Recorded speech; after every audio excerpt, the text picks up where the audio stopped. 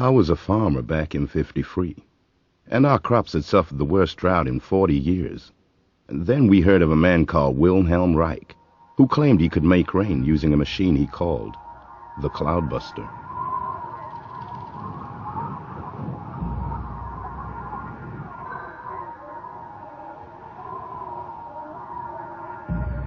So, we wrote him a letter, asking for his help.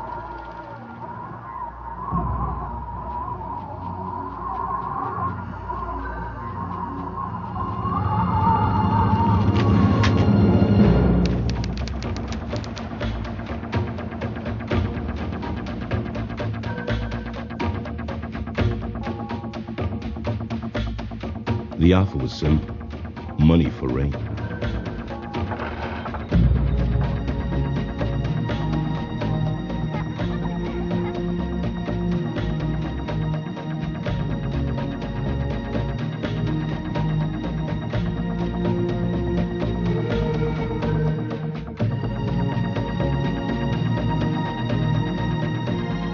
Reich arrived with his son, Peter.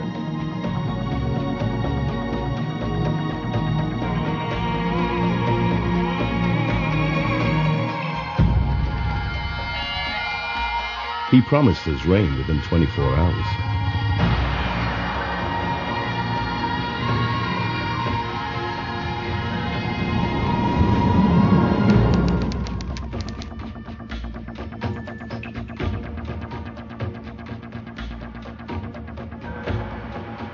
I remember asking him how it worked.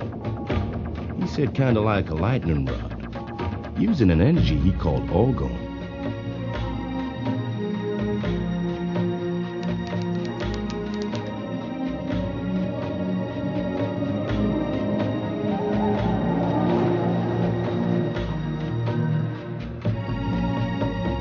I only found out later why the men from the government were watching him.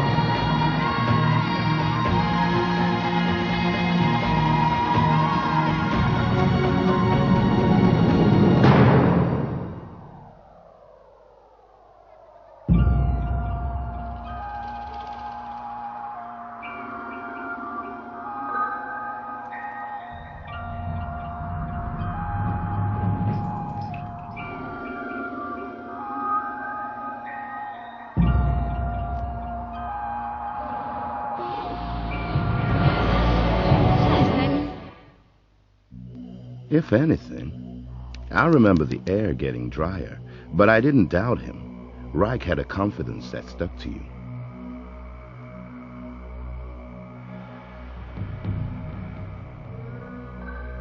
Everybody simply waited, passing time, hoping the strange machine would work.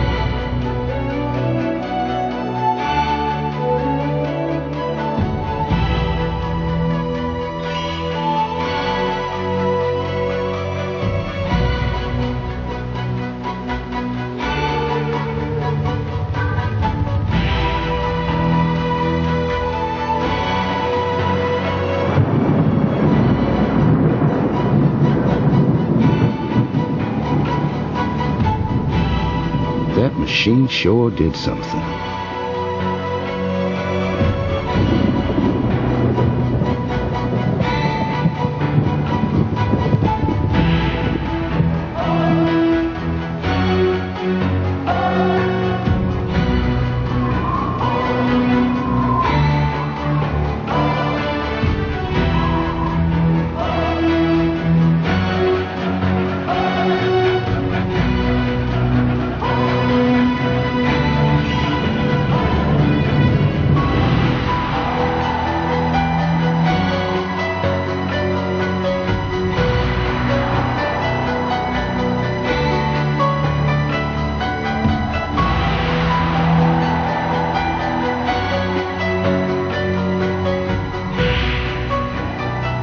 And that was the last I ever saw of Wilhelm Reich.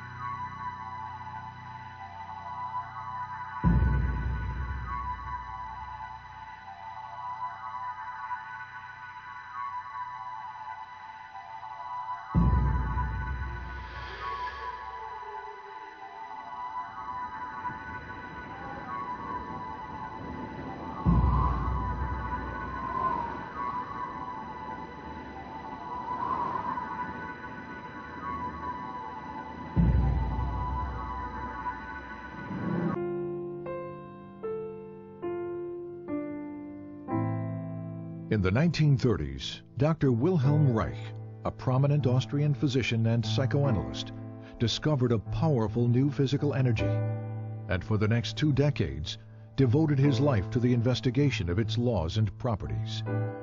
He confirmed the existence of this energy in the human body, verified its presence in the atmosphere, developed instrumentation to observe and collect it, and harnessed it for a variety of purposes, from cancer treatment to motor power to weather experimentation. Reich called his discovery Orgone energy.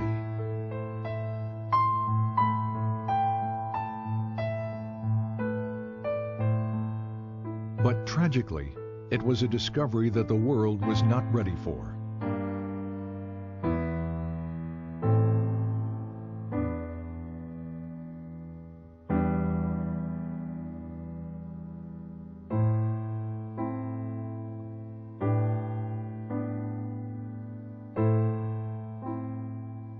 Wilhelm Reich was born in 1897 in Galicia, the easternmost part of the Austro-Hungarian Empire, now the Ukraine. He grew up in Bukovina, on a large farm operated by his father. Until he was 13 years old, Reich was educated at home by tutors. His mother, to whom he was devoted, committed suicide in 1910, after his father discovered she had had a brief affair with one of the tutors. His father died 4 years later from tuberculosis. That same year, 1914, the First World War broke out. Within days, Russian troops swept through Bukovina. Reich narrowly escaped being sent to Russia as a hostage and had to flee his home. Later he wrote, "I never saw either my homeland or my possessions again. Of a well-to-do past, nothing was left." For the next 4 years, Reich served in the Austrian army, experiencing what he called the war as a machine. In 1918, the war finally ended. Germany and Austria were defeated. The Austro-Hungarian Empire was broken up, and Bukovina became a part of Romania. Alone, homeless, and intellectually starved after 4 years of war, Reich entered the medical school at the University of Vienna.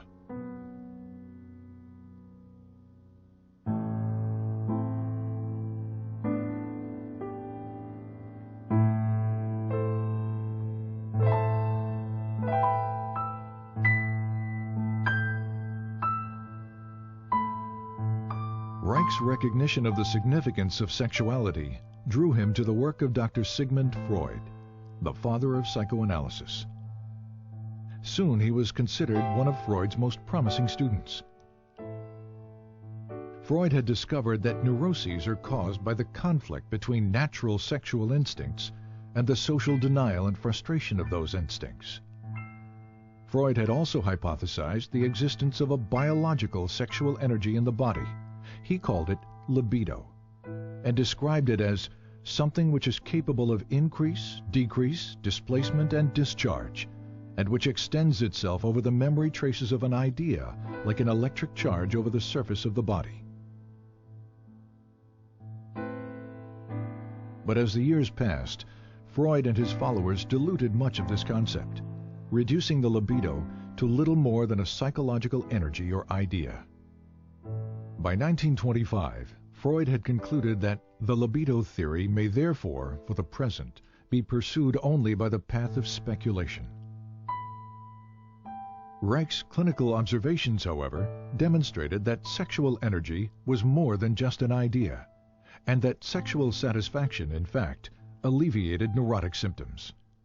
He discovered that the function of the orgasm is to maintain an energy equilibrium by discharging excess biological energy that builds up naturally in the body.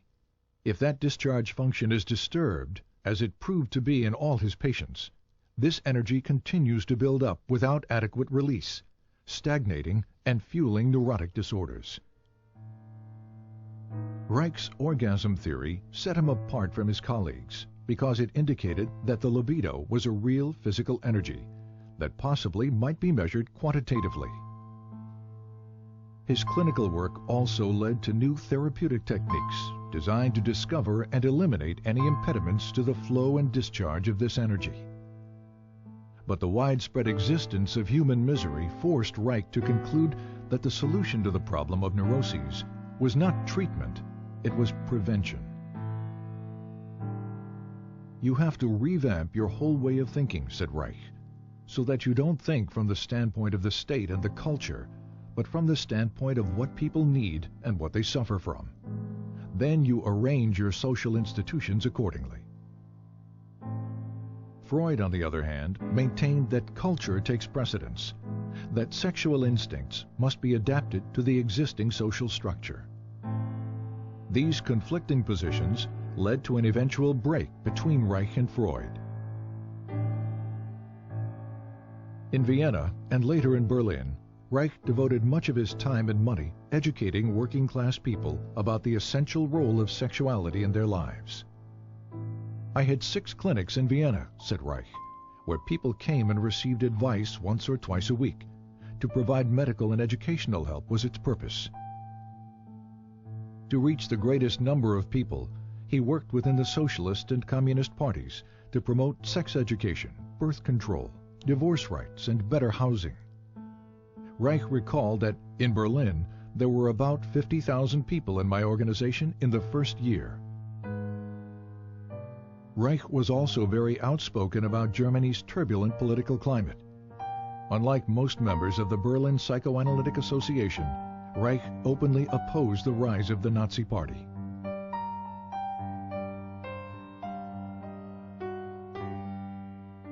But his activities exacted a high price.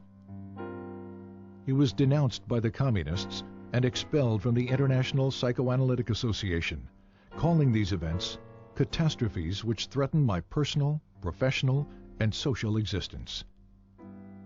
When asked what he would do, Reich replied, "Just go on."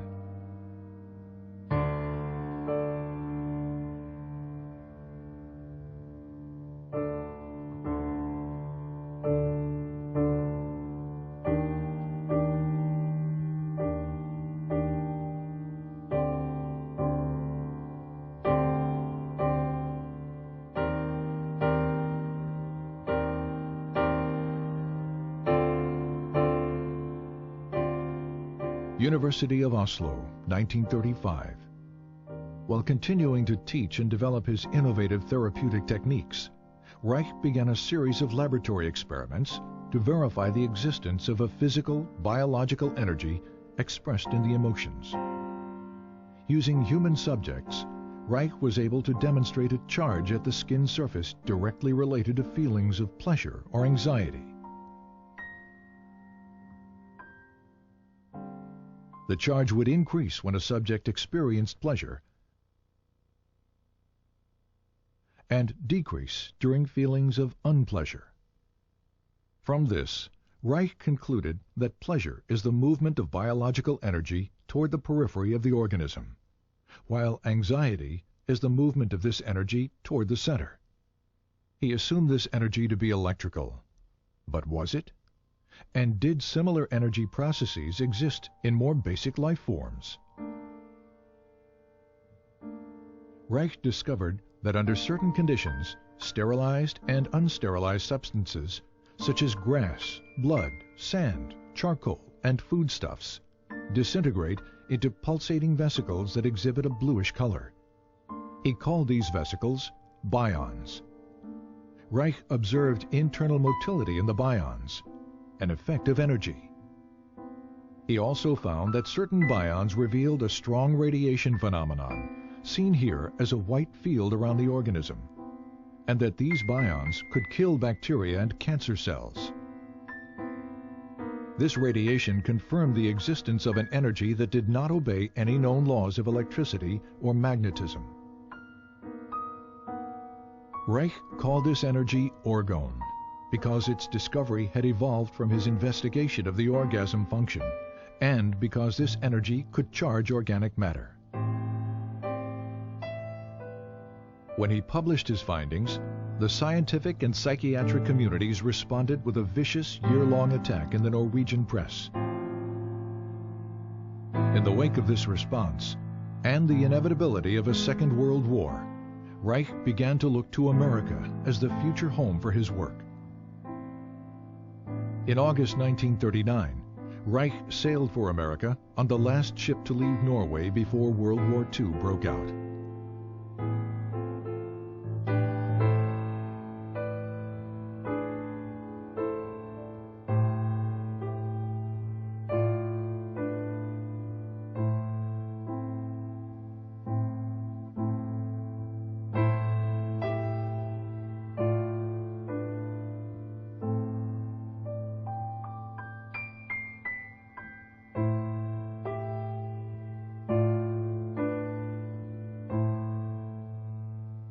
Reich settled in the Forest Hill section of New York City. He taught at the New School for Social Research in Manhattan.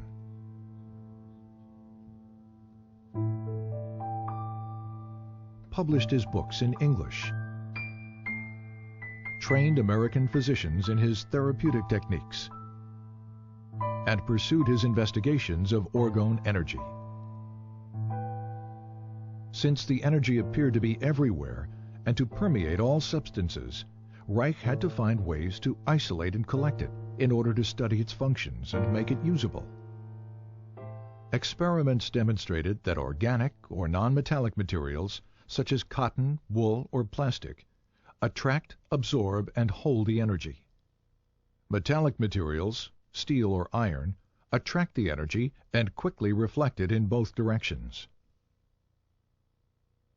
On the basis of these experiments, Reich constructed small boxes with alternating layers of organic and metallic materials, with the inner walls lined with metal.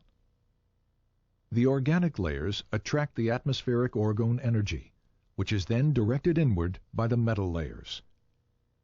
Any energy reflected outward by the metal layers is reabsorbed by the organic material, attracted back to the metal, and directed toward the inside of the box. The result? A higher concentration of orgone energy inside the box. The more layers, the higher the concentration. This accumulation of energy can be verified in a variety of ways. For example, a constant temperature difference exists between the air above the box and in the surrounding air, contradicting the second law of thermodynamics. There also exists a slower electroscopic discharge rate in the higher orgone concentration within the box. These layered boxes, known as orgone energy accumulators, became a valuable tool in Reich's scientific and medical research. Initially, they were used to observe visual manifestations of orgone energy within the enclosure and to test the effects of orgone radiation on cancer mice. Because his results with cancer mice were so promising, Reich decided to test the effects of orgone radiation on human subjects. He constructed orgone energy accumulators that were large enough for a person to sit in, and in 1942, he began experimental treatments with cancer patients. They were all terminal cases. Reich promised no cure and charged no money. Over a period of time, the patients showed marked improvement, relief of pain, healthier blood condition, weight gain, and the shrinkage and elimination of tumors. Despite these positive results, the patients died, reinforcing Reich's conviction that cancer is a bioenergetic shrinking following emotional resignation, and that the tumors themselves are not the disease, but merely a local manifestation of a deeper systemic disorder. Once again, Reich's focus became prevention. Reich also discovered that water and high humidity absorb and hold orgone energy, making it difficult to carry out experimental work in New York City during the summer. In 1940, on a camping trip to New England, Reich discovered the Rangeley Lakes region in Maine. With its low humidity and clean air, it provided an ideal environment for his work. In 1942, Reich purchased an old farm bordering on a small lake. He called it Orgone and envisioned it as a permanent home for the various branches of his work.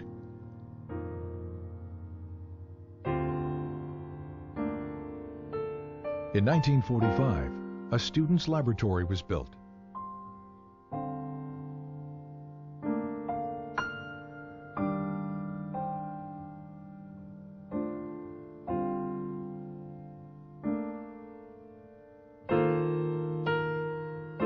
Three years later, construction began on an orgone energy observatory, which included additional laboratory facilities, Reich's study and library,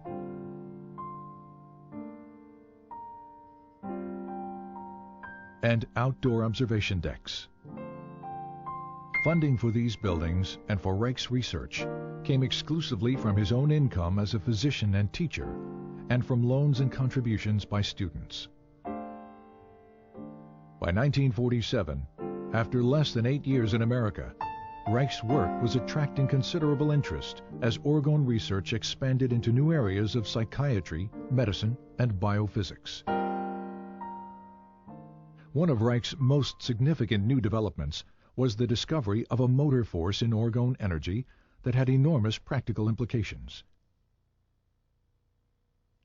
Here, Reich demonstrates a small motor being propelled by orgone energy from the body.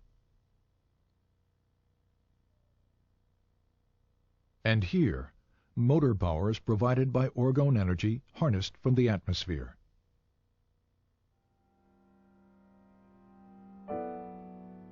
With the development of Orgone, Reich's dream of a home for his work was slowly becoming a reality. Sadly, it was a dream that he would not see fulfilled.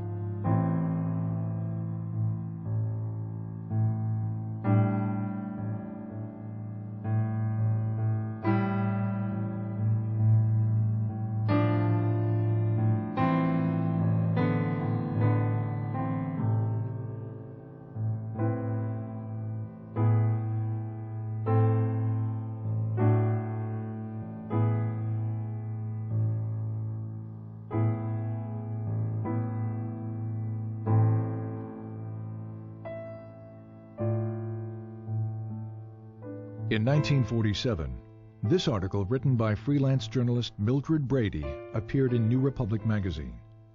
It was filled with distortions and innuendos about Reich's sexual theories and orgone research. Brady's most inflammatory claim was that Reich was building accumulators of orgone energy which are rented out to patients who presumably derive orgastic potency from it. Implying that Reich was a danger to the public, Brady challenged the medical authorities to take action against him. 2 months later, the article was brought to the attention of the Federal Food and Drug Administration. The result was a 10-year campaign by the FDA designed to destroy Reich's work. The FDA focused on the Orgone energy accumulator, which Reich and other physicians were using experimentally with patients.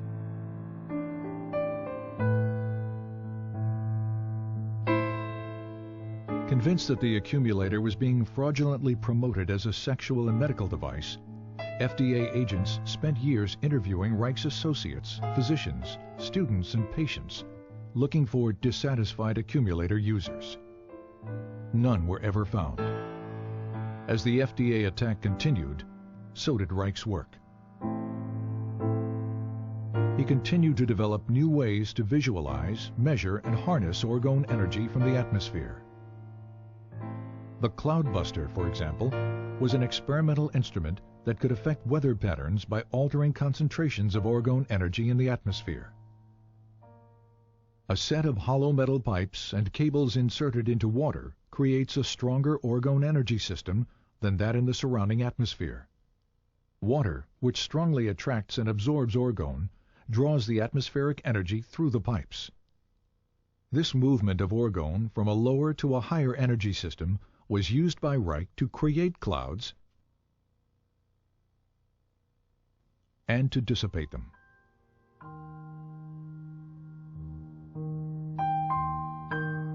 In 1953, during a long drought that threatened the Maine blueberry crop, several farmers offered to pay Reich if he could bring rain to the parched region. The Weather Bureau had forecast no rain for several days when Reich began his cloud-busting operations.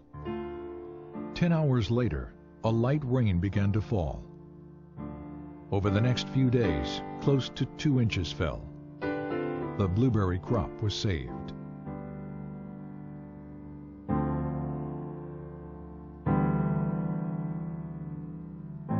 In February 1954, the FDA filed a complaint for injunction against Reich in the federal court in Portland, Maine. The complaint declared that orgone energy does not exist. It asked the court to prohibit the shipment of accumulators in interstate commerce and to ban Reich's published literature, which they claim was labeling for the accumulators. Reich responded to the complaint with a lengthy letter to Judge John Clifford, explaining that he could not appear in court since doing so would allow a court of law to judge basic scientific research. Scientific matters, he wrote, can only be clarified by prolonged, faithful, bona fide observations in friendly exchange of opinion, never by litigation. I therefore submit, in the name of truth and justice, that I shall not appear in court. Judge Clifford did not accept Reich's letter as a valid legal response, and the injunction was issued on default, as if Reich had never responded at all. But the injunction was even more excessive than the initial complaint. It ordered that all orgone energy accumulators and their parts were to be destroyed. It ordered all materials containing instructions for the use of the accumulator to be destroyed as well.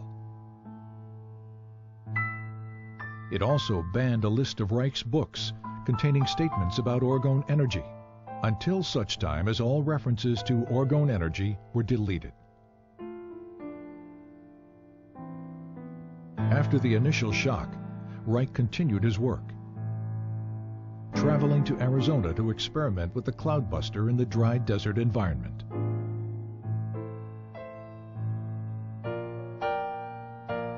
While he was there, and without his knowledge, one of Reich's students, Dr. Michael Silvert, moved a truckload of accumulators and books from Rangeley, Maine to New York City, a direct violation of the injunction.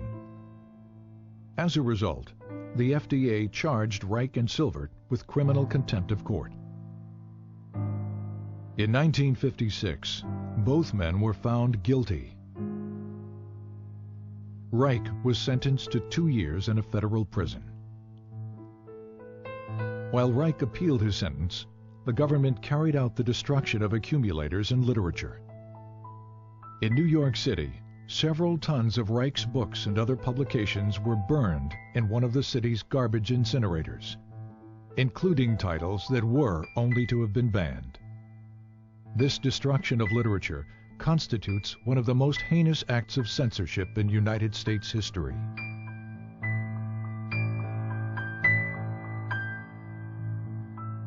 All appeals denied, on March 11, 1957, 2 weeks shy of his 60th birthday, Wilhelm Reich was imprisoned at the Federal Penitentiary in Lewisburg, Pennsylvania. He died there of heart failure 8 months later, on November 3, 1957, and was buried at Orgone.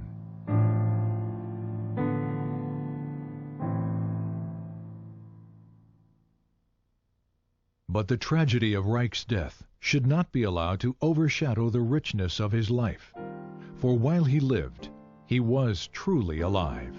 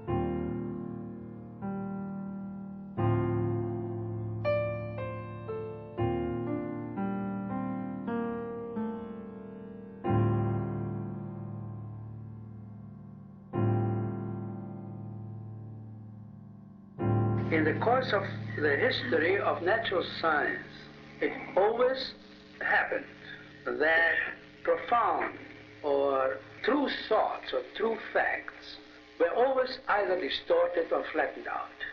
The danger, especially of distortion, is particularly great in the case of Orgone. We must be scientific, we cannot be political in these matters.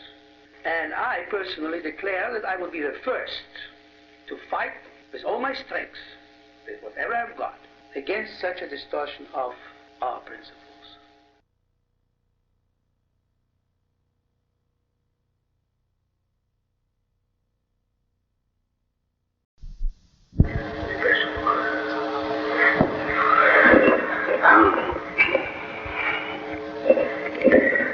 It is April 3rd, 1952, at Orgone, Rangeley, Maine. I, Wilhelm Reich, am sitting alone in the large room in the lower house. All people are gone. In the morning and the whole day yesterday, a meeting took place of the members of the Board of Trustees of the foundation which carries my name. Everybody's gone now, and I would like to add a few words to the recording we made yesterday and today of the disaster which struck Orgone.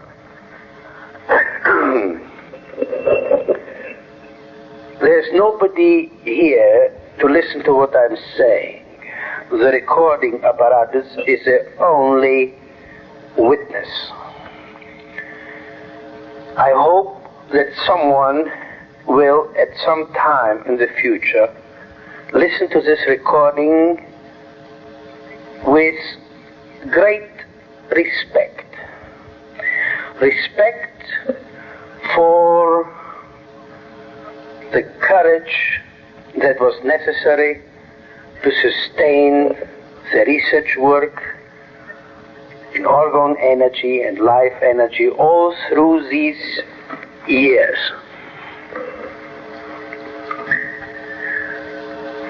I shall not go into the great strain, into the details, into the worries, the sleepless nights, the tears, the expenditures in money and effort,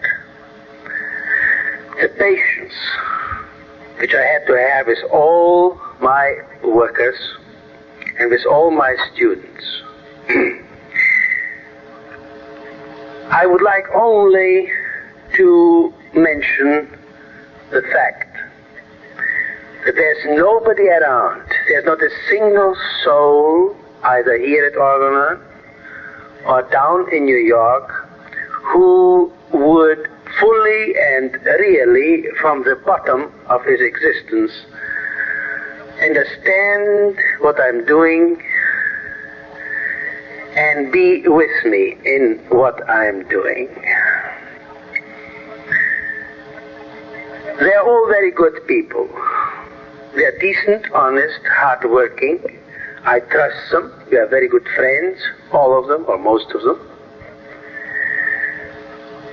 But this does not alter the fact that they all, without any exception, are against, I say, are against what I am doing. Every single one of them spites me, interferes with my effort, crosses it out, blots out, flattens out. There's one thing or another thing, whatever it may be, to diminish my effort, no, to diminish the effects of my effort, to blot out the sharpness and acuity of my thoughts, to reduce to rubble and nothing, or nothingness, what I have elaborated in about now 33 or 34 years of systematic thinking, and in about 40 years of human suffering, since about 1912, or rather 1910, when my mother died. There is not a single soul around who would fully understand or would not say no to it all. This no is identical with I don't want it, I don't like it, I loathe it. Why is it here? Why does he have to exist? Why doesn't he sit down and take it easy? Why did he have to start this Orgone experiment, which gives us so much trouble? They see only the trouble. They don't see, or they don't want to realize what it means for medicine, biology, and science in general, as well as philosophy, to have this Orgone going. To them, it is mostly a bother, an inducer of sickness, suffering, and at times I have the distinct feeling that they believe, or they do not dare quite to admit their own thoughts, that I may have gone haywire. This reaction of my closest friends and co-workers to the situation here is exactly the same that has harassed the human race for as much as we can say 8,000 or 10,000 years, since patriarchy has ruled its destinies and since natural love was extinguished in the newborn infants. I shall not go into that. It's all written up in my publications.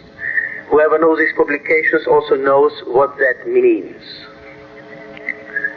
The discovery of the life energy would have been accomplished long ago had this I don't want it, I fear it, I loathe it, I'll kill it, I'll flatten it out, I won't let it live or exist. If that had not been in their structures, not in their desires, not in their positive conscious wishes, they're all decent and good people. No, it is in the structure. It is somehow in their tissues, in their blood. They cannot tolerate anything that has to do with orgone energy or life energy, or what they call God, or what is their deepest longing for love, for fulfillment. They cannot tolerate it, and they fear it. They fear it by way of structure. Their tissues, their blood, cannot stretch out, cannot take it, evades it, avoids it, and loathes it. I do not say all this to depreciate their efforts, their honor, their loves, their lives. I say it because it is true, because it turns up in every single move, in every single word, in every single opinion, in every single paper, in every single thing they did to whatever ever had to do with the discovery of genitality, life, love. Such people as Lawrence, or such philosophies as Giordano Bruno's, or such great lives as Jesus Christ, and so forth and so forth. It is a sad, lonely chapter of the human race. I don't feel that I am obligated to solve this riddle or to do anything about it. I happen to discover the life energy. I happen to induce the Orgone experiment. I know what it means for the future development of medicine, biology, philosophy, and natural science. I'm fully aware of it, and in this awareness, I am completely alone. There's no soul anywhere far and wide to talk to